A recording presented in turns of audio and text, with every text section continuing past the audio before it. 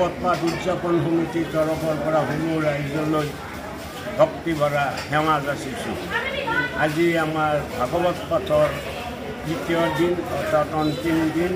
আজিৰ দিনটোত সিদিনা পাহেলগামত যি এটা অমানৱীয় কাণ্ড সৃষ্টি হ'ল, সেই অমানৱীয় কাণ্ডত গৰিহণা দিছে আৰু সেই ভাগৱতৰ যোগেদি তেখেতসকলৰ যিসকল 28জন বিদেশী আত্মাৰ সদ্গতি কামনা কৰিছে আৰু 28জনৰ হৈ পেলাই তেখেতৰ ভক্তসকলে আশীৰ্বাদ লৈছে যাতে তেওঁলোকৰ সস্থানত গতি কৰে। আৰু আমি বিশ্ব শান্তিৰ উদ্দেশ্যে কাম কৰি আছোঁ। এই ভাগৱত পাঠখন বিশ্ব শান্তি হওক, বিশ্ব শান্তি প্ৰতিষ্ঠা হওক, যাতে এজনে সিজনৰ হিংসা ত্যাগ কৰি সকলোকে ভাতৃত্বমূলক